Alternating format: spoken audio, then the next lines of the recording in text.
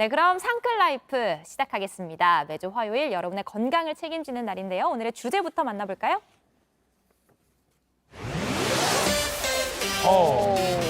모임 잦은 연말연시 숙취와의 전쟁 대처법은?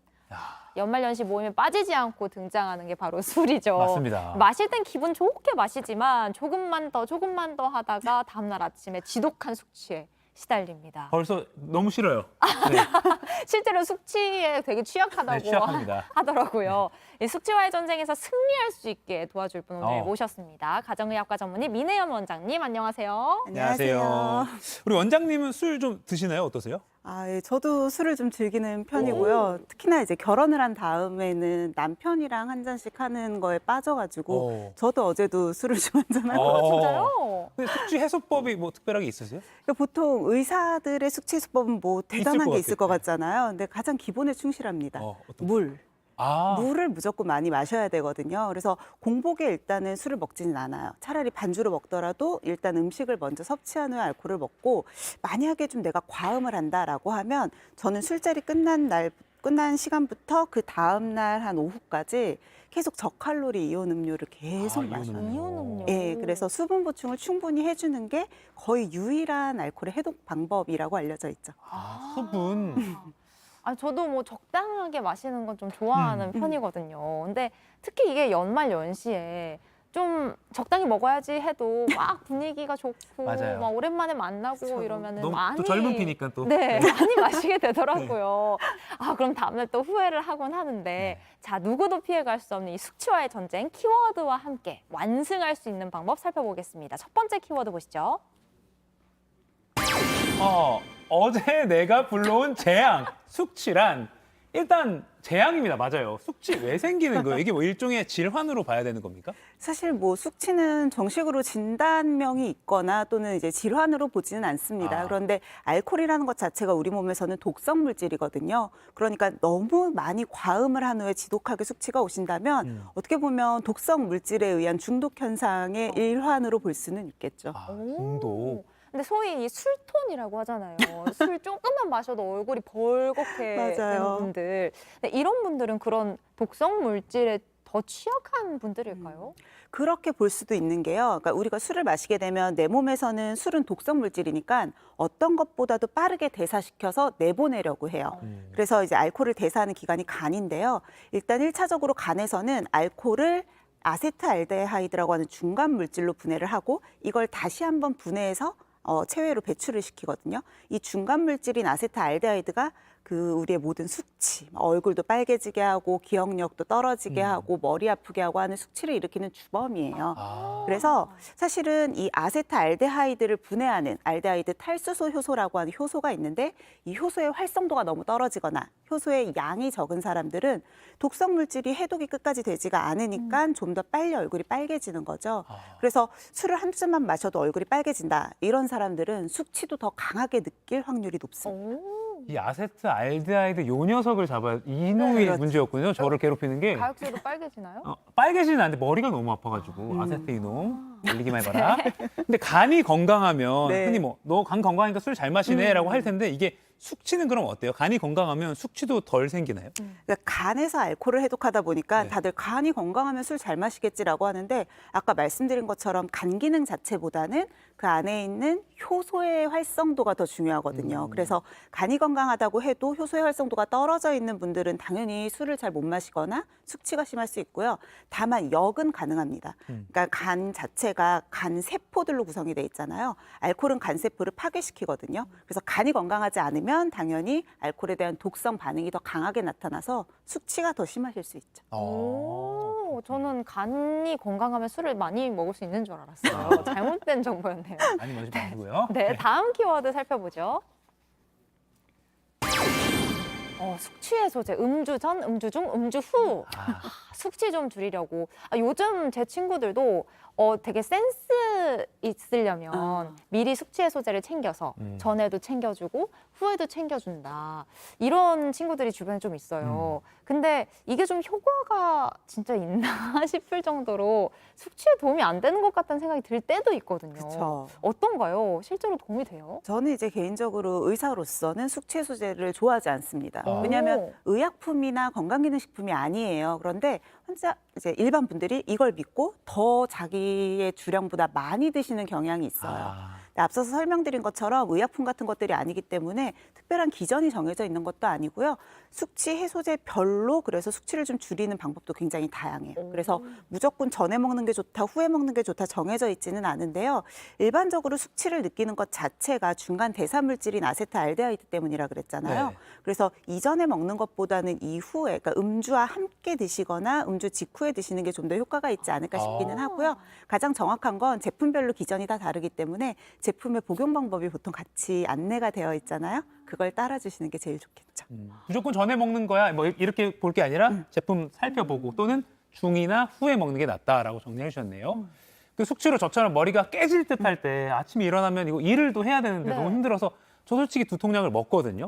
근데 이게 되게 안 좋다는 말도 들었는데 어떻게 먹어도 되나요? 어떤가요? 상당히 위험합니다. 상당히 네, 드시지 않는 것을 추천을 드리고요. 왜냐하면 알코올 자체가 간독성이 있다라고 했잖아요. 그런데 우리가 흔히 진통제나 뭐 두통약으로 먹는 성분이 아세트아미노펜 계열의 성분들이 많아요. 근데 이 성분 역시도 간독성을 가지고 있어요. 그래서 간의 기능을 급격하게 떨어뜨리거나 위험할 수 있기 때문에 가급적이면 드시지 않는 게 좋고요. 드신다고 해도 꼭 정량 이내로 드셔야겠죠.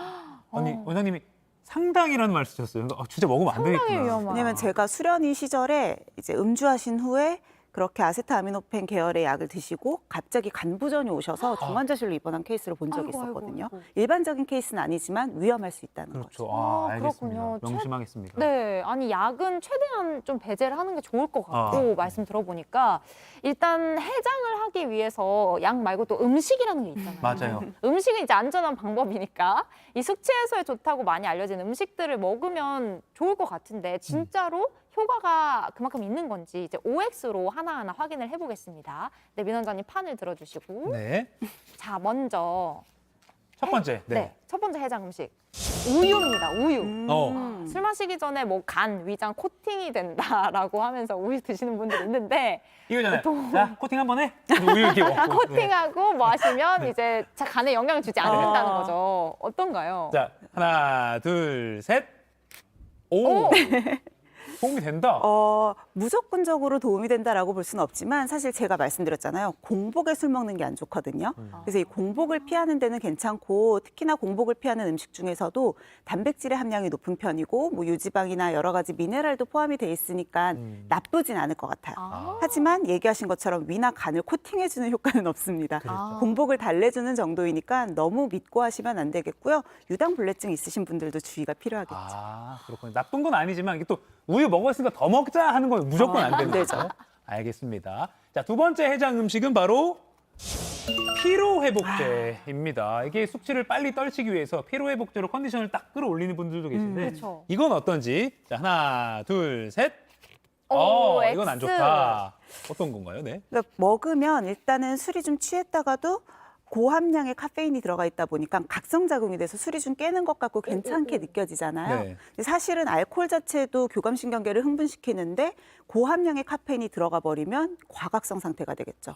그래서 수면을 한다라고 해도 수면의 질이 굉장히 떨어질 수밖에 없고 오히려 잠을 제대로 못 자니까 피로가 회복되지 않고 더 피곤하고 숙취도 더 많이 느끼거든요. 게다가 또 하나 주의하셔야 되는 게 알코올 자체가 몸에서 수분을 많이 배출시킵니다. 그런데 카페인을 먹게 되면 이뇨작용이 더 활발해지겠죠. 그러니까 수분이 너무 부족한 상태가 되는 거예요. 저희가 알코올 먹을 때는 반드시 수분 보충을 해야 된다고 했는데 반대의 과정을 겪는 거죠. 그래서 요즘은 술 먹고 나면 꼭 커피를 마시는 분들도 많으신데 아주 많아요. 네, 추천드리지 않는 방법입니다. 그것도 역시 카페인이 많으니까요. 고함량으로 들어있으니까. 네. 그러니까 원리가 딱 뚜렷하네. 그러니까 물이 많아야 되는데 수분을 배출하는 것들을 먹으면 안 좋은 거군요. 네. 그렇죠. 알겠습니다. 알겠습니다. 세 번째 해장 음식은 숙취해소의 기본, 뜨끈한 국물. 네. 이건 어떤가요? 자, 들어주시죠. 하나, 둘, 셋. 해모. 해모. 왜냐하면 수분을 보충한다는 의미에서는 괜찮잖아요. 네. 국물은 수분이니까. 문제는 한국 사람들이 좋아하는 국물은요. 굉장히 짜고 자극적입니다. 기름도 많고요. 네. 그래서 지나치게 염분이 많다거나 기름이 많으면 오히려 위장관에도 부담을 줄 수가 있고요. 또 하나 기름진 국물을 먹게 되면 간에서 역시 지질대사가 이루어지거든요. 그런데 여기에서 국물을 지질대사에 이루어질 수가 없어요. 간은 알코올을 해독하냐고 바쁘거든요. 아. 그래서 국물만 먹는데도 살이 찌실 수도 있어요. 그러니까 지방을 이제 분해하는 건가요? 지방을 간에서 분해를 하고 콜레스테롤 대사가 이루어져야 되는데 그걸 하지를 못하고 계속 쌓아두게 되는 거예요. 네. 만약에 국물 먹고 싶으면 약간 슴슴하게 기름기 없고 덜 짜게 해서 먹는 정도가 그런 정도가 좋겠고요. 가급적이면 수분 섭취는 그런 국물류보다는 그냥 뭐 일반적인 물을 드시거나 채소나 과일을 드시는 게 더 좋은 거죠. 거기에도 알겠습니다. 수분이 다 있으니까. 그렇죠. 자, 마지막 해장 음식 제 스타일 나옵니다. 신속 든든하게 해장 햄버거. 저는 이거 빼놓지 않거든요. 이거 아니면 피자 먹거나 뭐 어떤가요? 그 느끼한 까르보나라 같은 게 해장에 좋다 이런 분들도 있어요. 그래서 기름이 술을 좀 이겨내는 그런 느낌이 들거든요. 이거 어떤가요? 하나, 둘, 셋. 절대 안 되죠. 이것도 상당히라는 말씀 나오실 것 같기도 한데, 네, 어떻습니까? 네, 아까 제가 국물 얘기할 때도 말씀을 드렸는데요. 그러니까 일단은 사실 대부분 우리가 유명한 해장 음식들은 다 칼로리가 좀 있는 편이긴 네. 해요. 근데 적당량의 당은 알코올 분해에 도움을 주기 때문에 약간의 당분을 섭취하시는 건 좋은데요. 햄버거, 피자 이런 것들은 당만 있는 게 아니라 일단 당도 너무 과하기도 하고 지방도 많죠. 제가 아까 설명드렸잖아요. 지방 대사도 간에서 이루어지는데 간은 내 몸에 딱 들어오면 독성 물질 먼저 해독하려고 해요. 네. 그러니까 지방보다는 알코올을 먼저 해독하면서 우리 혈액 속에 지나치게 기름기도 많이 끼게 되고 몸에 살도 더 많이 찔 수 있고요. 일단 위장관에서도 부담이 상당하겠죠. 그래서 가급적이면 그러니까 의사들이 하는 얘기가 있어요. 술의 해독제는 물이다. 예, 지방이 아닙니다. 물입니다. 알겠습니다. 물 계속 강조하신 거 잘 명심하겠습니다. 네. 자, 그러면 마지막 키워드 한번 보겠습니다. 마지막 키워드 띄워주시죠. 늘어나는 주량, 간에는 사망 선고. 그러니까 이게 술을 마시면 마실수록 나 요즘 많이 마시니까 좀 늘었어 라는 사람도 있고 아니라는 말도 있고 한데 뭐가 맞는 겁니까? 주량 같은 경우는요. 늘어날 수 없습니다. 아, 그래요? 진짜요? 학습되는 거 아니에요? 저는 많이 마시면 학습인 거지 실제로 내 몸에서 받는 건 좀 다르거든요. 아. 그러니까 아까 말씀드린 것처럼 이 알코올을 해독하는 데 있어서는 효소의 활성도가 굉장히 중요한 건데 이건 거의 유전적이에요. 그래서 선천적으로 타고나는 거고 실제로 나는 먹으면 먹을수록 주량이 늘던데 이건 뭐냐면 내 몸에서 독성이 익숙해지고 있는 겁니다. 그러니까 네. 뇌가 착각을 하고 있는 거거든요. 그래서 내가 예전에는 한 잔 먹으면 취했는데 지금은 두 잔 먹으면 취해. 한 잔 늘었어. 절대 그렇지 않고 네. 오히려 몸에서는 독성에 더 취약해지고 있는 거니까 위험 사인으로 받아들이셔야 돼요. 즐거워하시면 안 됩니다. 이건 위험 사인, 이거 놓치면 안 되겠네요. 저 진짜 완전 반대로 알고 있었어요. 그래서 왜 알코올에 취약한 사람들이 일부러 이제 나는 알코올을 일명 알스라고도 많이 네. 얘기하죠. 벗어나기 위해서 연습을 그렇지. 하기도 하잖아요. 맞아요. 그게 소용이 없겠네요. 네. 네. 그리고 마지막으로 이게 아까 물도 많이 강조해 주셨는데 하나만 더 이렇게 연말연시에 술을 이런 정도로 마시세요라는 좀 조언을 마지막으로 해주신다면. 제가 가장 많이 듣는 질문이 있습니다. 네. 원장님 매일매일 조금씩 마시는 게 나을까요? 아니면 몰아서 한 번에 마시는 게 나을까요? 궁금하네요. 네. 궁금하시죠? 몰아서 마시는 게 낫습니다. 진짜요? 연말 연시가 되면 약속 스케줄을 잡게 되죠. 한 번 마시고 나면 간이 쉴 수 있는 한 이틀 정도의 시간을 주셔야 돼요. 그래서 가급적이면 약속을 연달아서 잡고 몰아서 쉬시는 것보다는 한 번 약속을 잡으면 이틀 후에 잡아주는 센스가 필요합니다.